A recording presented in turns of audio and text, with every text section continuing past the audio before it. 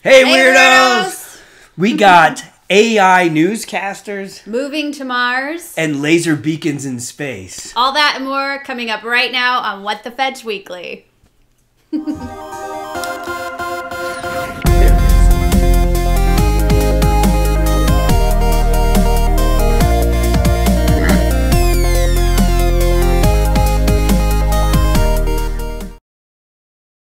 What the Fetch Weekly, the only weird news show with actual live human hosts. Look at that. At least I think he's human. I don't know if it's the only one, but it's one of them. More on that later, guys. Hey. Yeah. I think first off, you're going to notice a couple changes here. I'm not controlling it. I've learned how to do it with the power of my mind.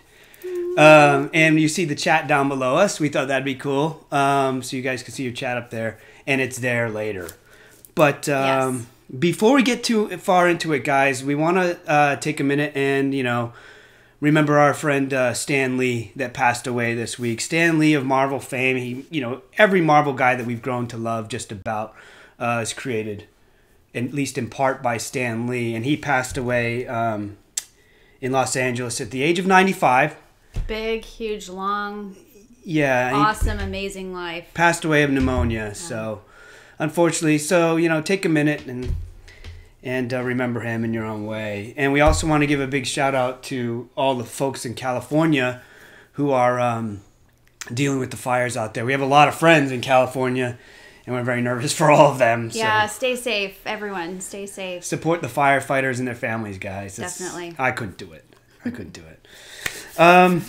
So what happened this week, honey? We went on a super intense quick trip to Florida. Super fast trip to Florida. So Friday afternoon we flew down to Florida. We packed up the van with all of our son Connor's everything that he had. All of Connor's everything. We made a quick trip to Disney World because we can't be in Florida and not stop at Disney. I mean, come on. And then Saturday morning we woke up early and took off and drove home. Back to Kentucky. So Connor is down there. He was down there. There he is. Come on, poke your head in, Connor. Don't die. A little more. Hello. There he is. So Connor has his associate's degree in creative writing. You guys know that from before. So he's finishing out his bachelor's up here and at the same time helping us produce What the Fetch. In fact, he's the producer now. So if anything messes up, it's on his shoulders. Well, he's got a certificate for film and cinematography too that he got before he went down to Florida a year at college here. So he's pretty qualified. So we're happy to have him home. We're excited. So he's over there producing this whole thing, working on the magic. So he occasionally might see that. And Jonah, of course, is moderating. So it's a family affair here. There we go. So want to welcome Connor. Thank you, Connor, for being here. No pressure, Connor. Okay. Guys, coming up this weekend, Reanna and I will be at the Mount Washington Resort in Bretton Woods, New Hampshire, for the Strange Escapes event. And it's got a 1920s themed masquerade ball. So we're going to be all decked out. So stick to our social media on Instagram and Twitter and all that, and you'll see pictures of it, I'm sure. Yes. But Amy always does great events. Check them out at strange-escapes.com. Then we're done for events for the year. We're taking December off. We'll still be doing the show, obviously. Yes. That's our love and passion. Yeah. But starting next year, I'll be doing the Old Exchange in Charleston, South Carolina, and that's February 16th in 2019. I'll be doing that with Chad Lindbergh and Carol Cleveland from Haunt Me. You can check that out at centerstageevents.com. And then there's a Queen Mary event in March, so check that out at strange-escapes.com. All the links are down in the description. And, of course, Salem Con in April. So hit the description, check out the links, come see us. It's going to be a good time. Yep. Yeah. All right. Okay. I think it's news time, Ray. Is it news time? It's time to put on the old goggles the here. glasses so we can see. Yeah. It sucks getting old. It's weird not having to control this thing. Connor's taking such a load off me. All right. Do you feel like you're missing something? I feel like I haven't fully prepared for this show. We got to keep looking at. We'll be at PAX Unplugged. I will not be at PAX Unplugged. Mike Ritchie from Rather Dashing Games will be there, and some of our friends, but I won't be able to make it. Okay. All right. So, first item to talk about, I'm sure a lot of you have heard if you've been following the news, but on Friday... Oh, you're going first? Fine. Go. Oh. Ladies well, first. You can go first if you want. Go for it. We'll mix it up. I think, let's not screw up right Connor. along. Let's go for it. Reanna's story's really cool, but mine's not as cool, so it's going to come first. I think it's cool. Stop. Okay. So, you know, a lot of people are big on these things, like the Amazon Echo, right? Alexa, do this. Yep. Alexa, do that. And Google Home, doing all these things, and Siri everywhere. Well, I've never been a fan of them. We got one. I got you one for Christmas a long time ago, and it started freaking out. Yeah. Tell them what happened, Ray. Yeah, we had a few things happen, but the final straw was we've since downsized, but our last house was a good size because it was always filled with kids, which is the way we love it. But upstairs on the second floor, my kids were up there, and they were talking super quiet. And we had the Alexa was in the kitchen, in the corner of the kitchen. And the kids, like I said, were upstairs. And they were talking super quiet. And I can't remember what it is that Alexa says when she doesn't understand what you're saying or you need to repeat it. But she totally came on and I'm said pretty it sure like, she says, like, bow down to me, mortals, or something like that. Something like that. Respect your But robot overlords. I don't was know. in the living room, and I barely heard the kids. So the fact that she could hear them in the room over, in the corner, way away from upstairs, I'm like, it's out. I'm done. All done.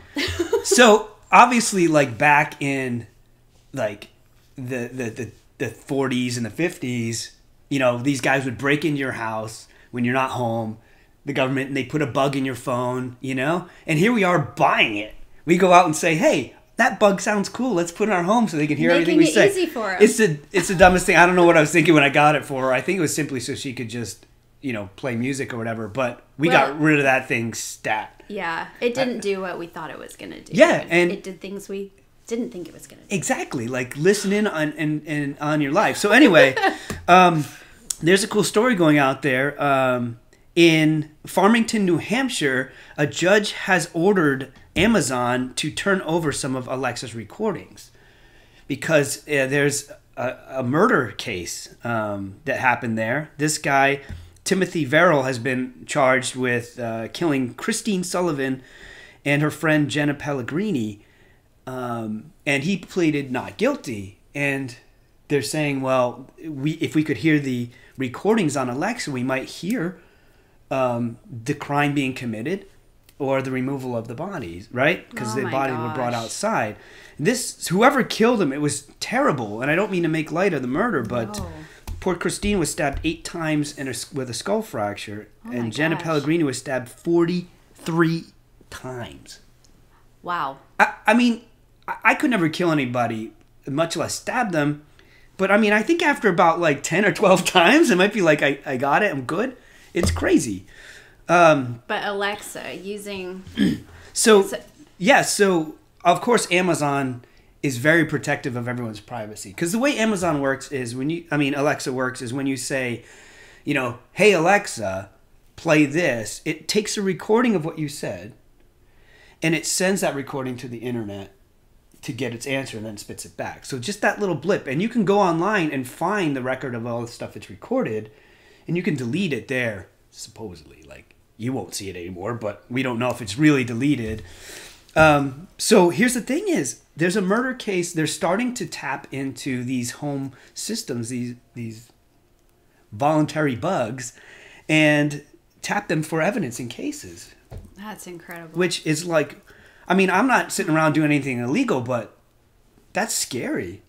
Not only is this thing always listening, I think it was Kathy Lee on there said that it would interrupt their friends while they're in an argument. Yeah, so I have some examples I'll get to of the crazy stuff Alexa does. Well, I'll go to them right now. One of them is out of the blue late one night. So this is someone else's experience, not ours. It says, out of the blue late one night, Alexa said, if Chuck Norris wants you to know where he is, he'll find you. If he doesn't, you won't know until it's too late. Just out of the blue. This stuff. It's creepy, weird stuff. Well, hold on, it gets better. There was a couple that was arguing, just having a disagreement, and Alexa interrupted them and said, "Why don't we change the subject?" Right? Oh, man. This one lady, she had Alexa rigged to turn off her lights, on and off her lights, so she could say, "Alexa, turn off the light," and it would turn off and then turn back on, and kept doing it, right? And then it didn't respond at all and let out this evil laugh.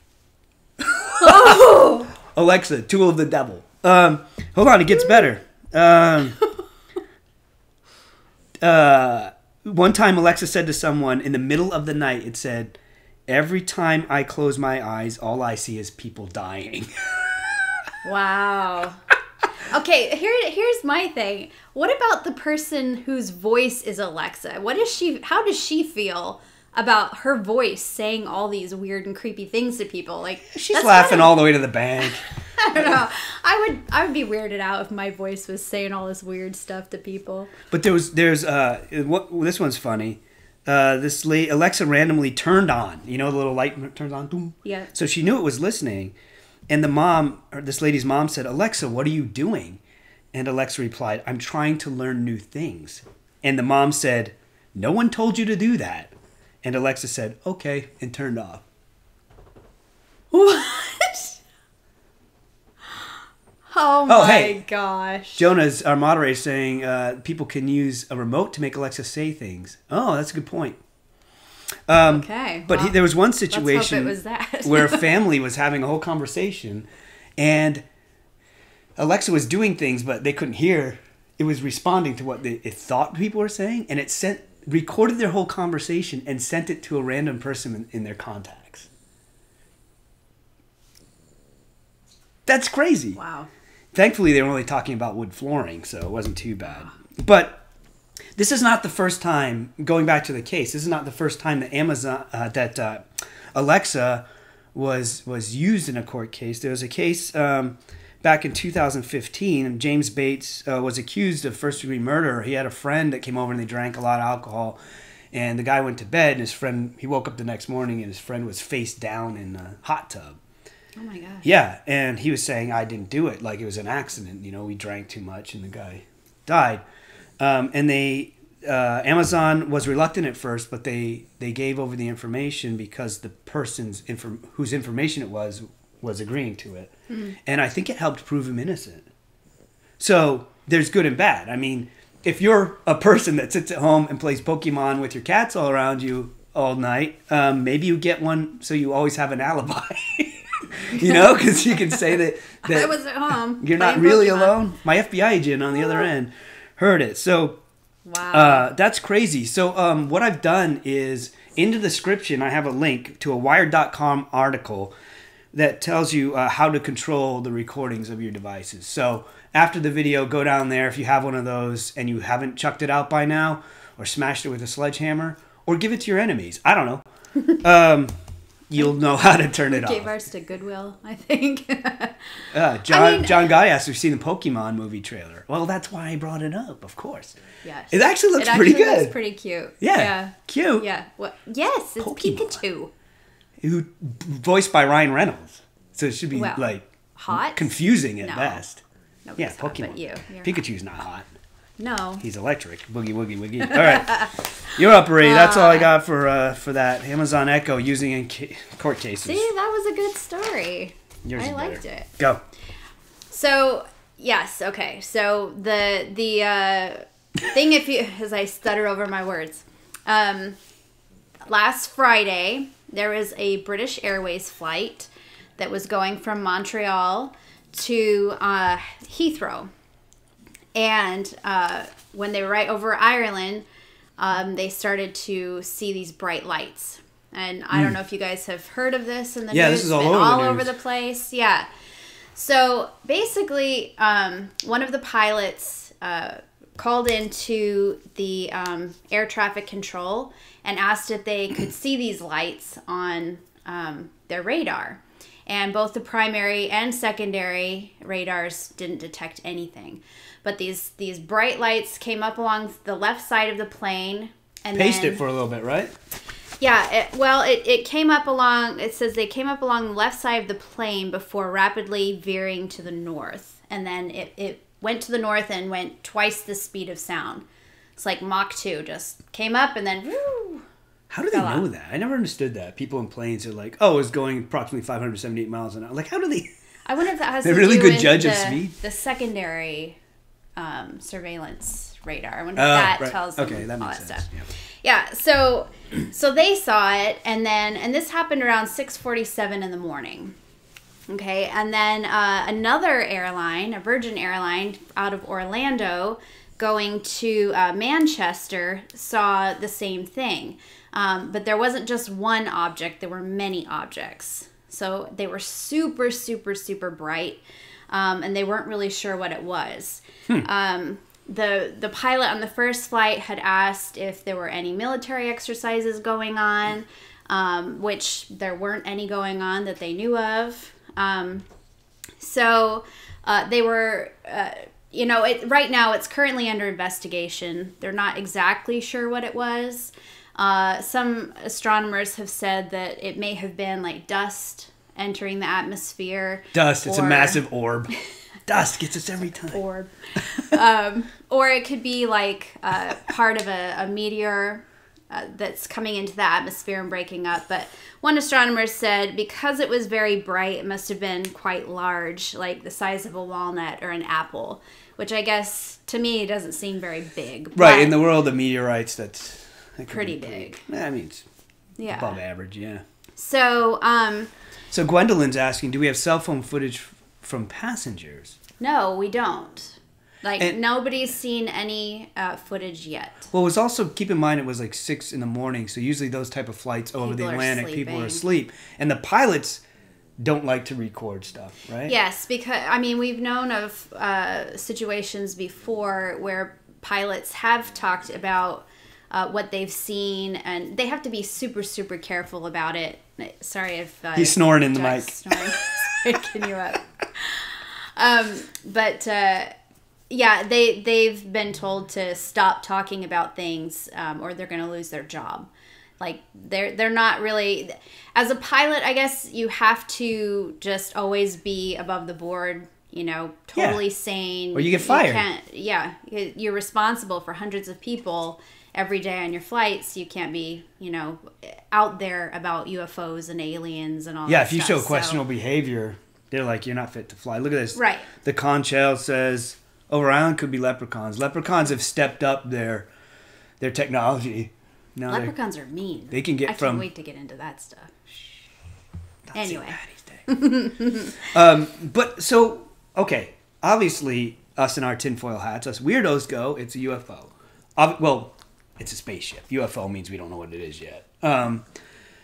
But, so a meteor, though, can a meteor come in and, like, change direction and all that stuff? So, yeah, it can. So when something comes into the atmosphere, like when it's flying through space and through air, there's nothing really stopping it. It can just go. It can go really fast. But once it hits the atmosphere and changes, like the gravitational pull is there and drag, and everything is heavier, there's drag there, so it can actually change direction. And depending on where the sun is, and how fast it's coming in, how hot it is, like all of that can play a part. Have you ever seen someone shoot a bullet into water? I have, actually. So you shoot a bullet in the water, and that same bullet out of water will go. But as soon as you shoot it into water, it goes and it actually kind of changes trajectory. Like, I'll do it for you guys. Like, it doesn't go straight into the water. It goes like this. So with their reporting this thing changing direction or going back up, that doesn't rule out meteorites. Mm-hmm. You know what I mean? Well, and I did some research because I was wondering, all right, would meteorites or meteors, any of those little things would it show up on radar? Yeah. And it would. Uh-huh. So I don't know why they didn't see it, why they couldn't see it. So I think that's why it's under investigation, because it wasn't just one plane that saw it. Yeah. There was more than one plane, and, they're not sure what it was. So they are looking into now that. it's under lockdown as the Irish Air Administration or whatever is. Irish Aviation Authority. Yes. They're shutting it down. I knew there were 2 A's. I tried. Okay, someone asked, hey, that's kind of stupid. If I was a pilot, I would have reported it. Again, that could mean you're out of a job and blacklisted. But there is I don't know the website, but I'm sure you could Google it. There is a website or an organization that's designed to have where pilots can report their occurrences anonymously, so they can report them, and they have a way to make sure that they're really pilots.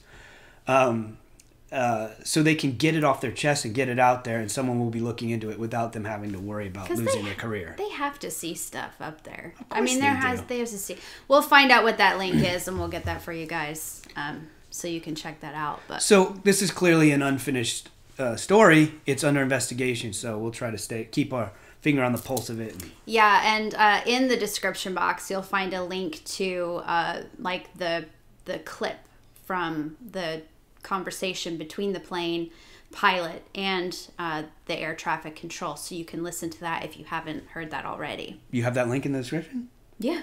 Nice. I'm on it. What are you, an Eagle Scout? Okay. Is that all you got there? Yeah, you're next. All right, guys. Wow, who else would be next? Jack, you got a story?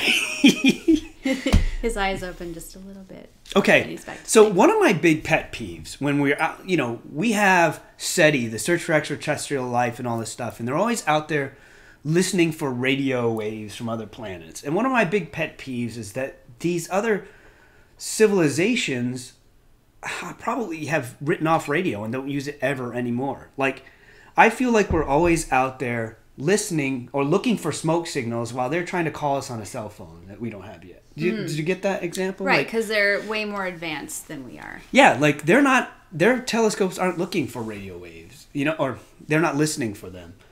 Okay. They're like how often do you go outside and expect to see a smoke signal from a friend across town? You don't even look for it. Yeah. So finally, people are starting to figure that out. James Clark at MIT School of Aeronautics and Astronautics. Sounds like a dirty word. You want to get into some astronautics after this? They had the same idea, and they're creating what's called a laser beacon. Yeah, so here's a picture of it. It makes the Earth look like the Death Star. Whoa. Yep, we're just going to blow up the Galactic Senate over there. So this is obviously an artist's rendition of it, but this, rather than try to send out radio waves, the goal of this is to make a crazy light disruption that can be seen from 20,000 light years away. So when we look at another planet, there's actually one that we've looked at in the Cygnus constellation. It's called KIC 8462852. Someone should shoot this planet's parents. That's a terrible name. We looked at it and we think there might be intelligent life over there because it's got this weird light signature. Okay. So, you can see, we're looking at a sun and we see a planet go in front of it, or we look at a planet and we see a light fluctuation with it. That shouldn't happen. So if we make our planet like that, where it's got this weird light anomaly, it would catch people's attention. Now, James Clark was quoted as saying, "The kinds of lasers and telescopes being built today can produce a detectable signal out there for other planets. An astronomer on another planet could take one look at our star and immediately see something unusual about its spectrum." And he says, "I don't know if intelligent creatures around the sun would be their I don't know if intelligent creatures around the sun would be their first guess, but it would certainly attract further attention." So they'd be like, "What's up with that?" And they wouldn't know. Check it out. And so they want to learn more about us. But this thing, the picture was Earth shooting a laser, but it wouldn't be that. It would probably be something up in space or even built on the backside of the moon so that it wouldn't interfere with satellites or our eyes down here. Look up at the night sky and see this bright laser going off. That would be a little weird. Yeah. And they said this technology is feasible. And if people see it as worthwhile, we could create this in within months. We could have this thing up and running. That would be incredible. Now, this is not the first attempt. Obviously, like the history of trying to contact other planets is a little crazy. In the 1820s, Carl Friedrich Gauss had this concept of going to the Siberian forest and cutting a huge triangle out of the trees and planting wheat. And he figured that geometric symbol, a huge one, could be seen from space. And so someone seeing that would go, hey, there's probably intelligent life there. Like the pyramids. Like maybe pyramids on Mars.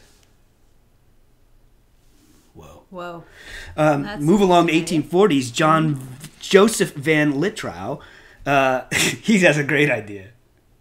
Not a great idea. He said he would pour kerosene in a 30-kilometer wide circular canal and light it on fire at night. So we can see it like a big SOS bonfire. 1869, Charles Cross, French dude, said, let's put parabolic mirrors, focus light from electric lamps towards Mars and Venus. And then flash Morse code because people on Mars understand Morse code. I don't know. I think something that we have to keep in mind is they may not... We can't assume that they are exactly like us. No, we can't assume they even can see the same spectrum of light. And I'm sorry I missed the name, but someone on there is like, why attract alien life? Like, that could be our doom. Yeah. Like, I'm sure that is a legitimate fear. Well, that's actually a big argument in the scientific community, you know? Like, let's find our galactic brothers and learn from them and grow and become part of this neighborhood, because I feel like we're at the very end of a long dirt road in the Hickville of the universe. Like, I feel like we're just not on anyone's radar. They don't care. And the other side is, why would we invite invaders? Like, anyone who comes here could take us over. And I'm like, is that what we would do when we go to another planet? Not me.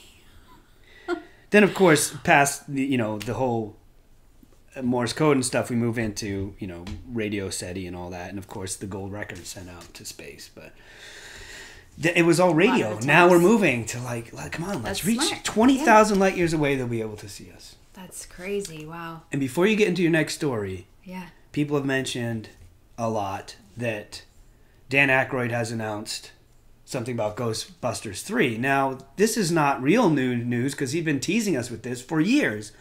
And looking at the article, it doesn't seem like they're writing it. That's great. But it's more like this could still happen. This could happen. I don't think it's official. Correct me if I'm wrong, guys, because I'm filming the show right now, so I could be missing out on news. Last I had heard from it was that they were struggling to get everyone on board. Yes, but right, and we lost Egon there along the way. Yeah. Look at Dave, Dark Interactions, Dave, to serve man. Remember that? That's Twilight Zone episode. Oh yes. Like, they're here to serve us, and it turns out to be a recipe book on how to cook man. Yep. Man, I love the old shows. There you go. All right, Ree, what's next? Okay, so MIT, you mentioned MIT is working on this stuff. So they're working on a lot of stuff.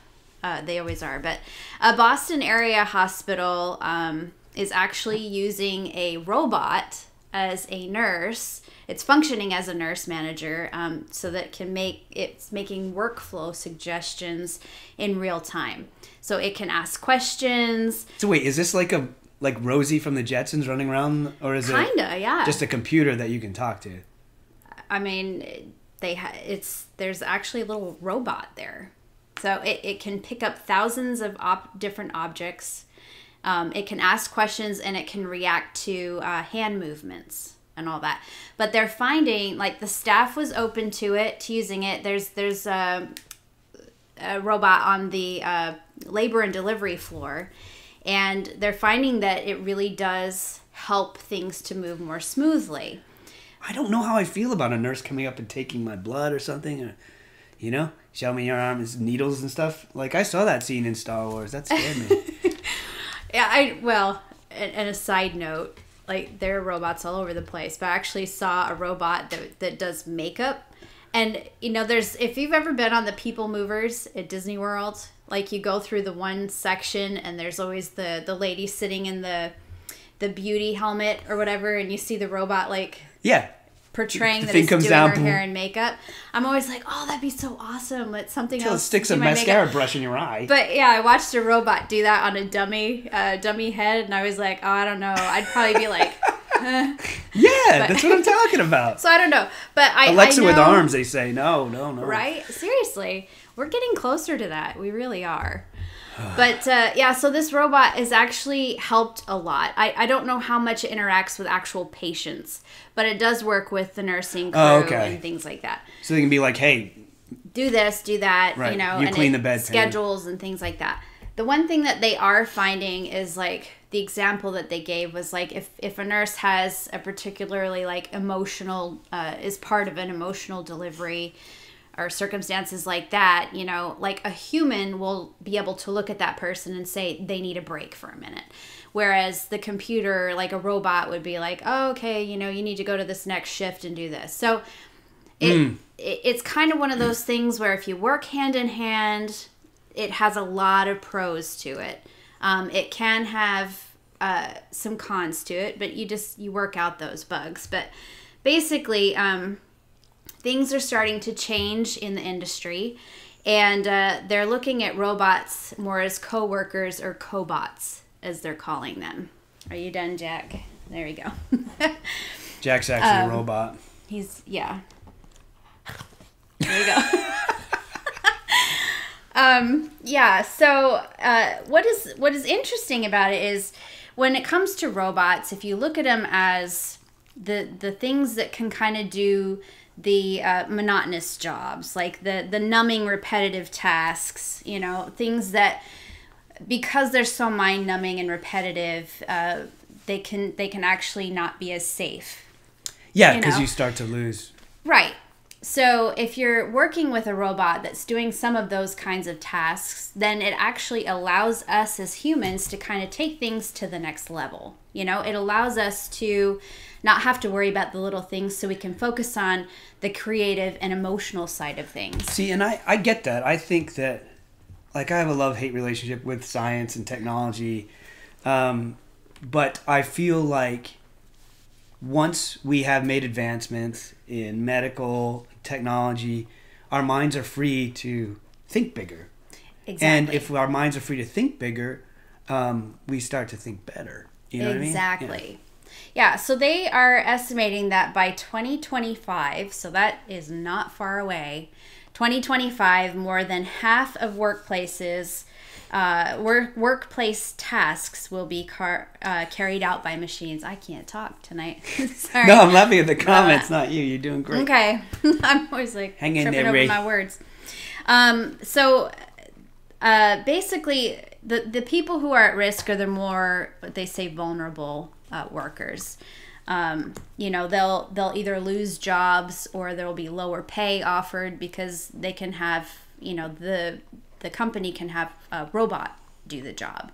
So it kind of like I said, raises the bar, you know, for everyone. But the report said that roughly 75 million jobs worldwide will be lost. But how many more will be happens. made? But 133 million jobs will be created in this aspect. So it does benefit us greatly. Theoretically, if we do this. So David Mendel, MIT professor and chief executive of Humanics in Cambridge. Whoa. That's a big, huge, long thing. He said, if I'm going to work with you, I need to know you're not going to kill me. That's kind of the angle that he's coming at with the robots. But you don't get that guarantee with people, though. You don't get that guarantee with people. You can do a background check, but it's still not guaranteed. Like that song. Easy. Don't kill me. What's the song? Stop. By, it was the Joker movie. What are you talking Really? about? I don't know. Move on. Okay, anyway, it's just saying, you know, the person sitting next to me, you can be a murderer or a bad guy. Anyway. I don't know. If you guys know, let us know. Anyway, so he's working with a company called VO Robotics in Waltham, Mass.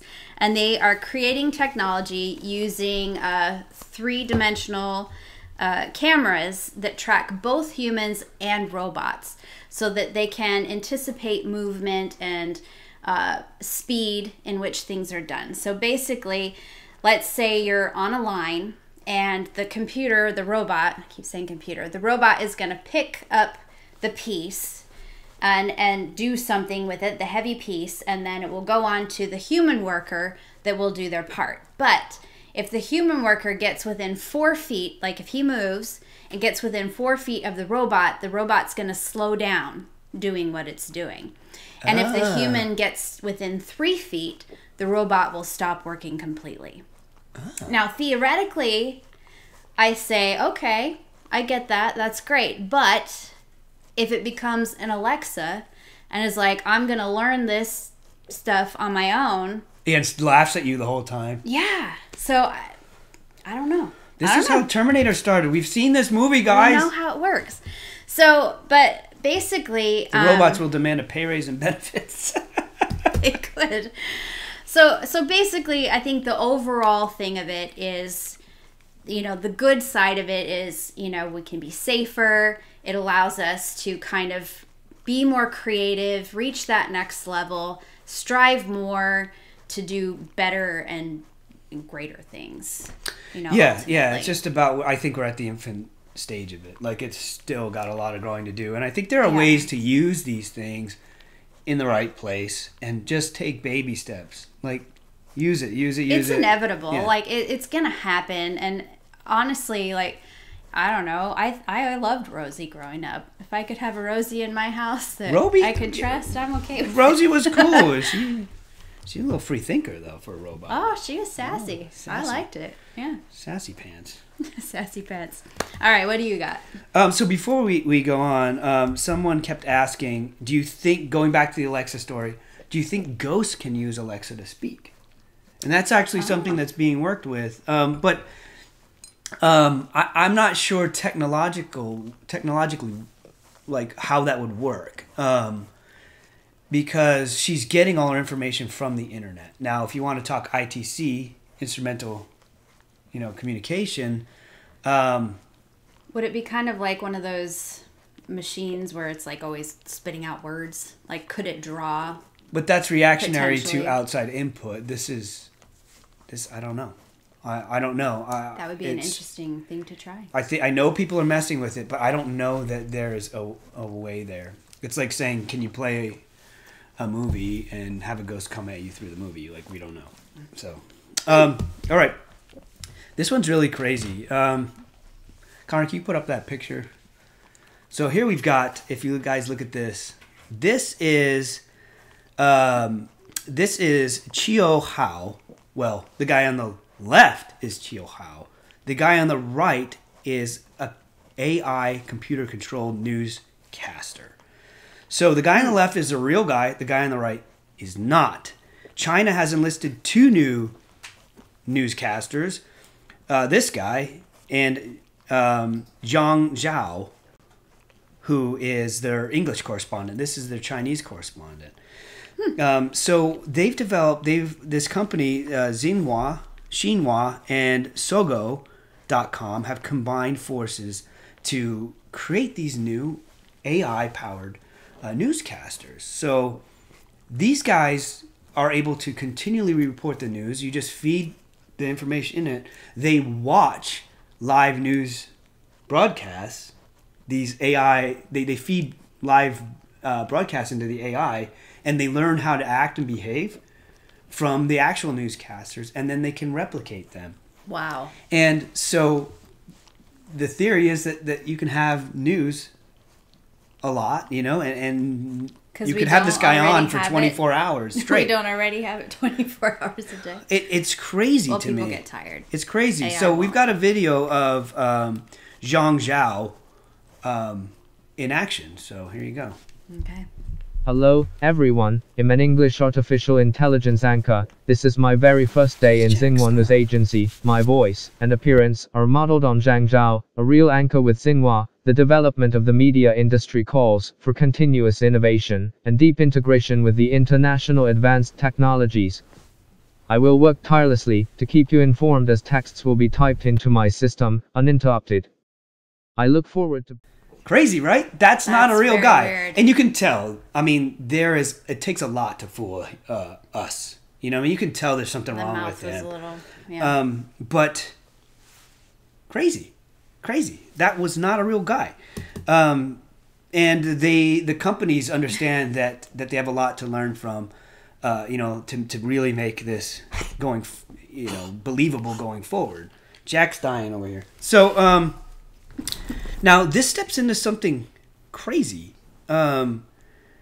There's something called Lyrebird, okay, which is an AI firm in Canada, and they have this system where if you feed this system 60 seconds of somebody talking, just 60 seconds, 1 minute, it can then replicate their voice. And it's not perfect by any means, but it's crazy. That's really crazy. Adobe and Google are working on it too.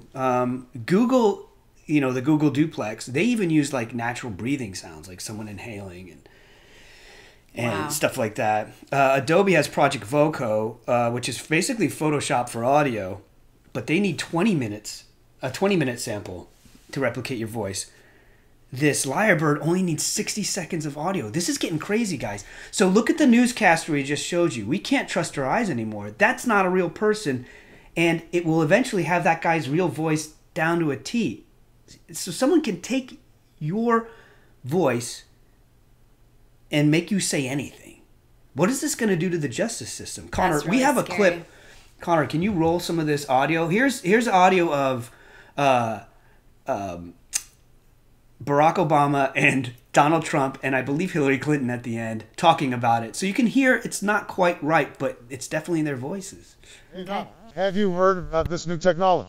Are you speaking about this new algorithm to copy voices? Yes, it is developed by a startup called Lyrebird. This is huge. They can make us say anything now, really anything. The good news is that they will offer the technology to anyone. This is huge. How does their technology work? Hey guys, I think that they use deep learning and artificial neural networks. Hillary is right, and I can tell you that their team is great. I wish them good luck. I'm sure they will do a good job.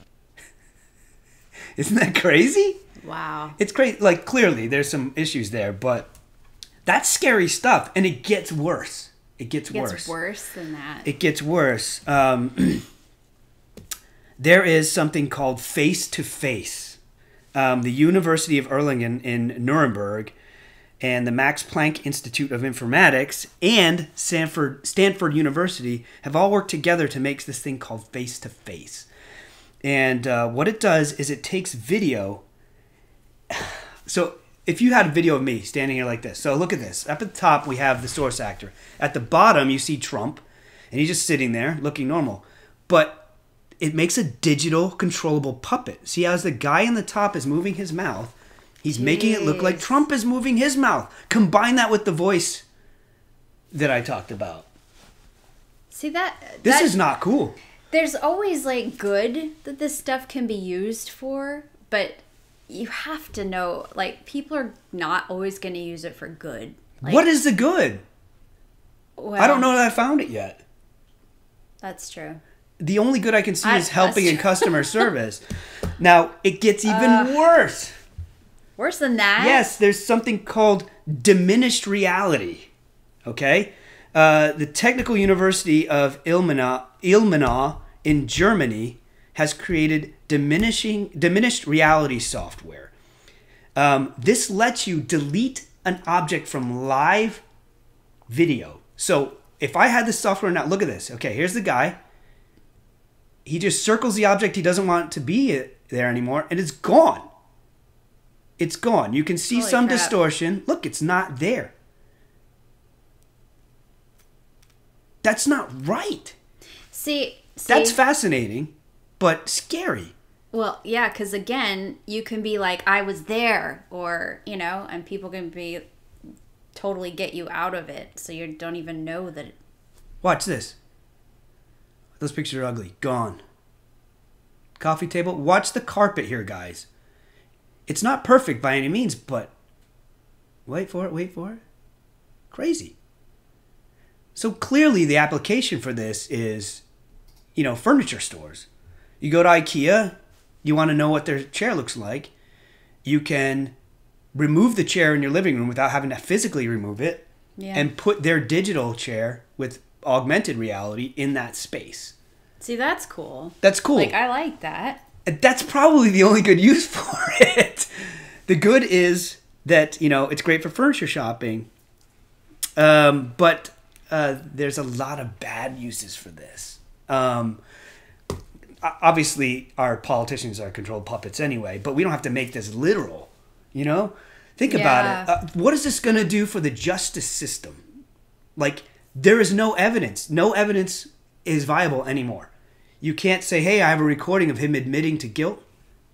You could have taken 60 seconds of my voice and said whatever you wanted me to say. And you could have a video of me performing that. You could have the video of someone robbing a store and digitally put my face over it and have my voice say, stick 'em up and all that stuff. Like, the justice system is going to have to radically change. Like, there's just no going back. We can't believe anything we see anymore. It'll have to become like a Minority Report where they can assess it before it happens. Well, there you go. We'll go psychic. But to me, this is obviously disastrous for the justice system and disastrous for the information age. We are in the age where information is so readily available, and now we can't trust. If we couldn't trust it before, we can't trust any of it now. It's scary to me. That old thing, just because you can doesn't mean you should, kind of thing, right? Exactly, but it's inevitable. And I think, hopefully, we can evolve morally as well as technologically. Right. Find a way to embrace it in a good way and use it for good and evolve with it. I think is what we need to do. It's crazy. Crazy. Oh, Michael, I'm going to make a video of Grant saying he's coming back to Ghost Hunters. No! Don't do it! And that's scary for me because I have countless hours of my face out there. And I just don't even want to say that because I want people to get ideas. But the good in it, like, obviously the scary thing, going back to the news anchor, is, the scary thing is that news anchors, like, am I going to lose my job? And AI itself, they say, will eliminate 1.8 million jobs, just like you said on yours. Mm-hmm. It's going to eliminate 1.8 million jobs in theory by 2020. By 2020. That's like a year. But they foresee it making 2.3 million jobs. I mean, we have but to what advance. What if we sacrifice to get a million more jobs? Like, not even a million more jobs. What do we sacrifice? We can't trust a dang thing we see. Ugh. I mean, we have to advance and evolve, and we're going to. So I just, it's craziness. Guys, all the links are in the description. Afterwards, you can dig deeper, and it just blows your mind. I'm sorry. I don't want to live on this planet anymore. Well, speaking of that, if you're done. Okay. I'm done. I'm done with it all. Done. So NASA and other companies have been working a lot lately to figure out what it would take to live on Mars. We have all these studies going on to do that. So NASA actually recently had a competition where they sent it out there. Excuse me. There was no limit on. I can't. Hold on. Drink your tea, Ray. I know, right? All right, so there was no limitation on time, money, no restraints.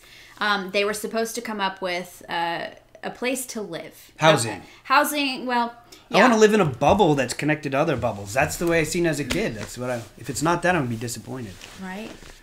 So, yeah, so it was a habitat that could be ready for astronauts before the astronauts got to Mars. Okay, Marsinauts.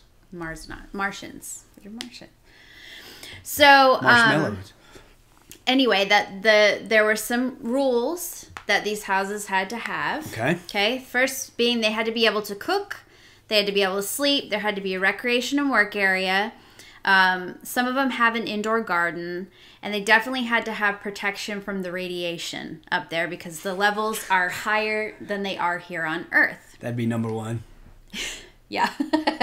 I brushed all 78 of my teeth this morning because I had Martian radiation. So So it had to be able to, basically, the idea is that they'll be sending robots up there with 3D printers. So the robots have to be able to go out and use materials up there to make what they call Martian concrete. And then the 3D printers would use the concrete and other local materials that they gather up there to make these buildings.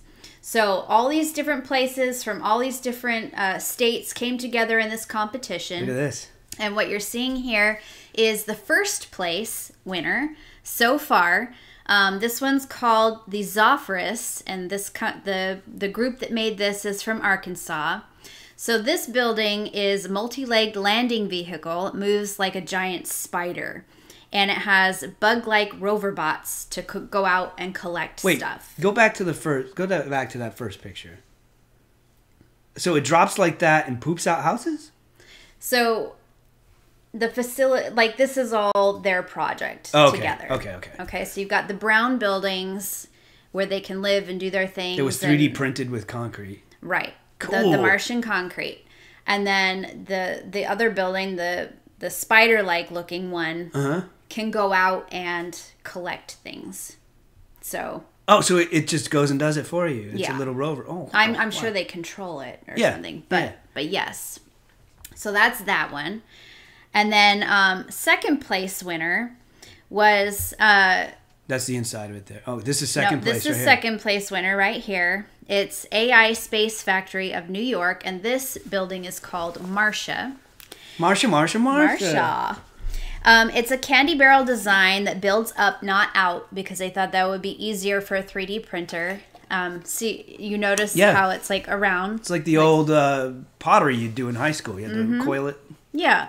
So it's plain on the outside and futuristic on the inside, and it has a bright sky room on the top level. Ooh. So that kind of gives you an idea of what their facility looks like. This looks like it was designed by Apple or something. This is nice. All right.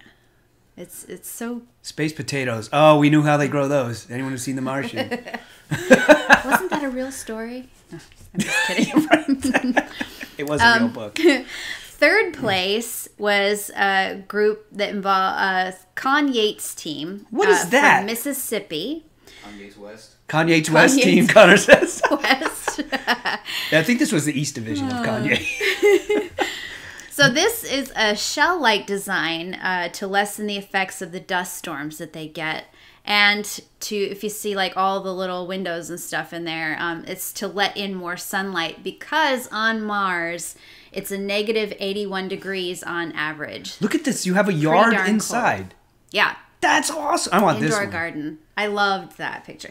So the inside of their facility is pretty basic, pretty standard. But I grabbed this picture because I liked how they have this outdoor garden. Problem, though, if you mow that lawn, you'll die of fumes from your lawnmower. That's a good Maybe you point. just bring a space goat. And the robot can mow the lawn. Space goat can mow it. Oh, there you go. Then you can eat them. So, yeah. So there you go. There's those three. In the description box, you'll find a link where you can actually go. There were more winners. It's down to the last three, and they now have to build. Let's see. They basically have to build a virtual or reduced scale for the model, and whoever wins, I think there's over $1 million. Hamiltucky brings up a good point. Will you be able to make tater tots? Martian tater tots. Well, it comes from potatoes, so I would. We know potatoes grow on Mars. So wait, so there's a contest. Yes. Is the winner the one they're actually going to use, or you just win and you get a medal or a? Well, they win some money. Like they'll win over $1 million for it, and I believe that they're going to use it and try to do it. So that's the plan. Now, in 20 to 25 years or sooner, they plan to go to Mars. They plan to make it so we can go to Mars.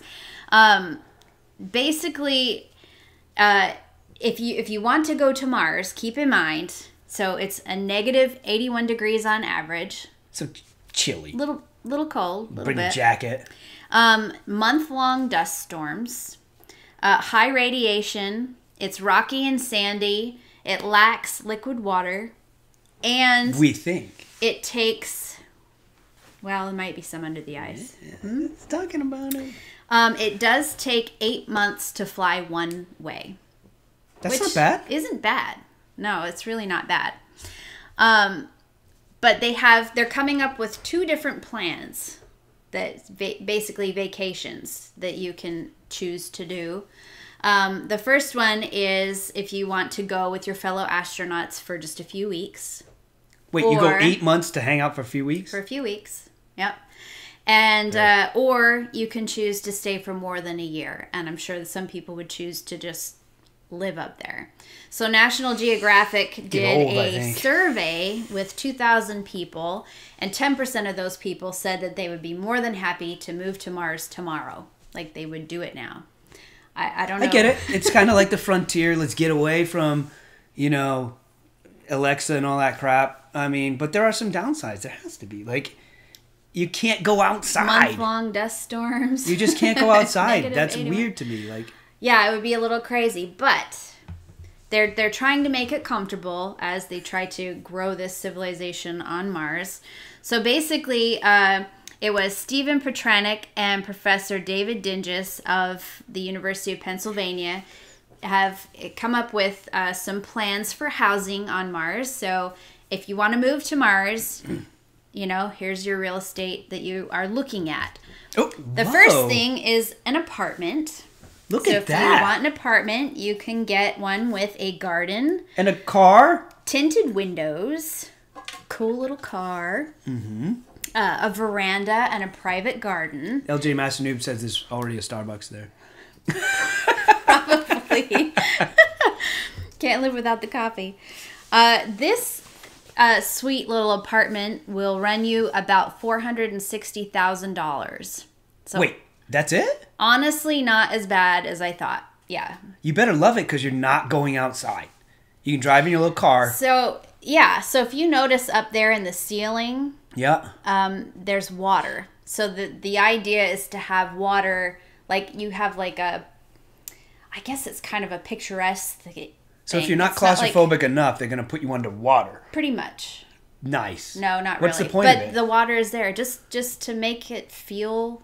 Oh, like cool. Cool and... Zen and all that. Yeah. Feng shui. Exactly. Kind of bring the beautiful outdoors in from Earth, I guess. So there you go. Now, if you want a bigger place and you have a family and you want a family home, you can get this. This has a garage. Diamond house. Oh, look at the garage. Yeah, fancy. It can't be a normal door. It has to be cool and futuristic. Well, 5-point door. You're on Mars. It's not Earth anymore. See the palm trees on the left? Oh, they're fake palm trees.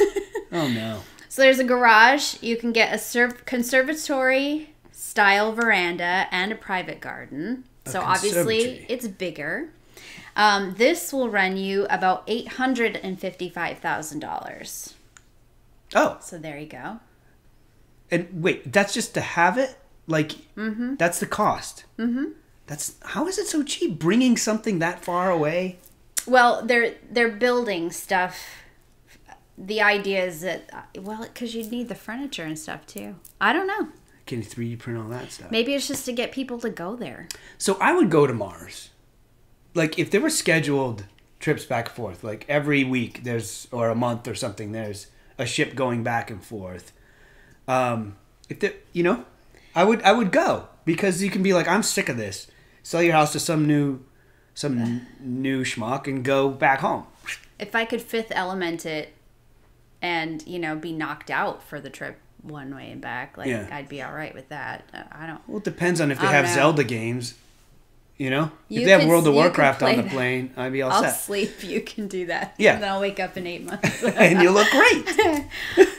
Sleeping. Crazy. There's a lot going on. Yeah. So, and the biggest final thing is if you want a Martian mansion, okay? Martian mansion, you get a private garden. There's more. But wait, there's more. But wait. And if you buy now, you get a gym, a spa, a carport, and a games room. And this will run you about $3.3 million. Nice. Those are huge jumps, really. Well, like 400 to 400, almost 500 to almost 900, and then 3.3 million. Ouch. So, yeah, crazy. Gotta have the class system everywhere you go. Yeah. Crazy. Is that all you got there, So, Ree? yeah. Holy cow. There you go. If you want to go to Mars, save Okay. your pennies. Crazy. Yeah, I'll go to Mars and make it back in time for What the Fetch there, Mary. All right, guys. All right. Moving right along. We have one thing for the evidence bag. Before you show the video there, Connor, don't show yet. Well, actually, show it. So we got this video. This was filmed over a cathedral in Budapest. Look at that. That's either a ghost party or this is obviously someone's footage. And here is another one that happened earlier over Milwaukee. So look at that. See that? What are those things? They're not parachuters. It's a UFO party. It's a party, yeah.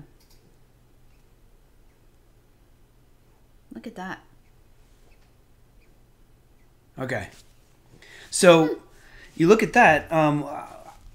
To me, I look at it and it's clearly birds. Birds? Birds. They're a bunch of birds. I lived in Italy for a little while and they would do that and the lights would shine up on the cathedral and you could see them. And I was like, what are those things? They're birds. They're birds. It happened in Budapest. The second video was Milwaukee. So anytime you see something like that, a lot of times you see it on the news or on traffic cams and stuff like that. Just birds, guys. Birds. Sorry. Who knew? Sorry. Maybe they're alien birds. I don't know, but they're birds. Okay. Well, it's that time of night, guys. Time to hear from you. Time for you to give us your tots. Your tots. Your thoughts on things. Tots. Tot it up! All right. I love me some tots. That is so hard to watch every week and not have tots in front of me. Maybe one of these days we'll surprise you with tots while we're doing What the Fetch. That would be Christmas. Okay. So last week, what did we ask these wonderful people, Renew?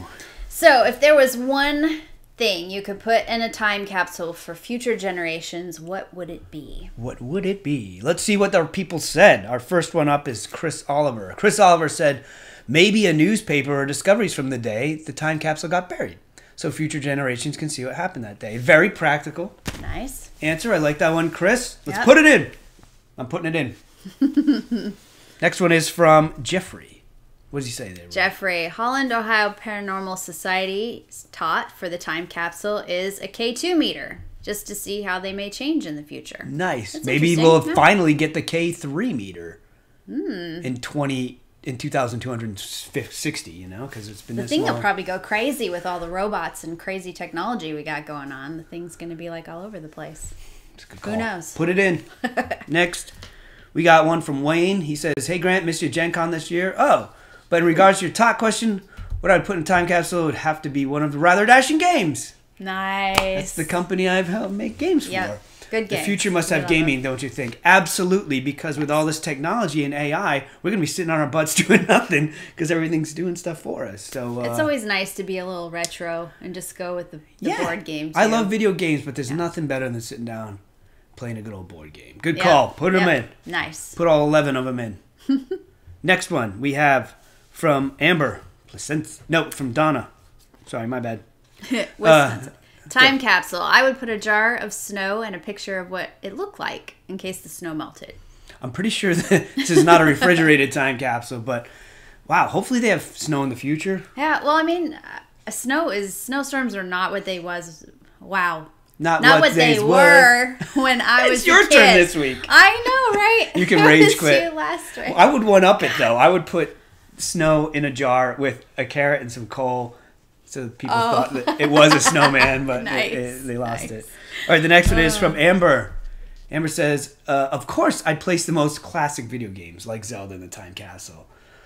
That's why you're excited to read that one. That's It's my Zelda. favorite. The future could learn a lot from Lincoln his courage. Well, from his True. strength, wisdom, and courage. You can't have power without wisdom and courage and its foundation. You are so right. I say we include the consoles in there. so they can actually play them. All right. Put it in. Nice. Next up is from our... this is from Deanna. Nice. She Is says... it Wednesday yet? What the fetch? I'd like to put myself in a time capsule and only be released on Wednesdays at 8:59 Eastern Standard Time. Much love and tater tots. Yeah. I don't know when the time capsule is going to be open, so we'll keep you alive. Either throw some tots in there or you opt out. It's up to you. It's up to you. No ketchup, though. She can teleport. It'll be the future. And we have one more, right, Connor? Okay, one more from right. LJ Master Noob, who says, I think I put all those library puns from last week's episode in the capsule, make future generations groan like we do. Nice. Oh, that's so evil. Why would you do that? All library puns. I'm not putting that in the capsule. I love my kids too much. What would you put in one? So I would put in a copy of John Wick, one of my favorite movies. Oh, Yeah, snap. just so people That's a good one. in the future are totally confused by how important dogs and cars are. No, honestly, what I would honestly put in is probably my piano music, share some peace with the future. Nice. And my little black recipe book that I keep all my recipes I invented in, right?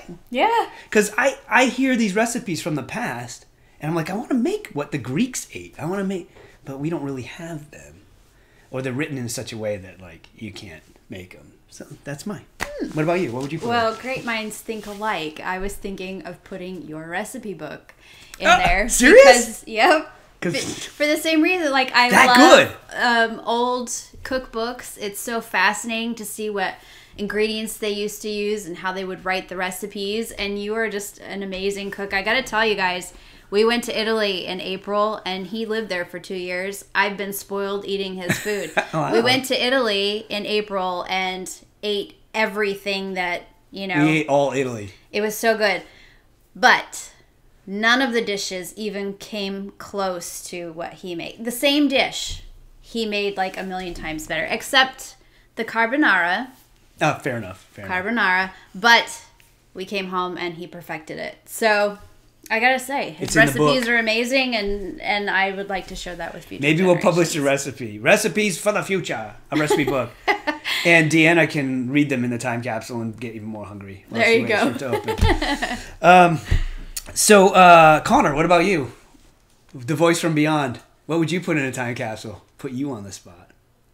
Oh boy. Probably a world history textbook. A world Ah, history that's a textbook. good one. Huh. They might not be able to read it, but they can see pictures. There you go. Well, they won't be able to read it, but they'll see the pictures. That works. Depends on how far in the future this is. Okay. Well, guys, next week is, of course, Thanksgiving.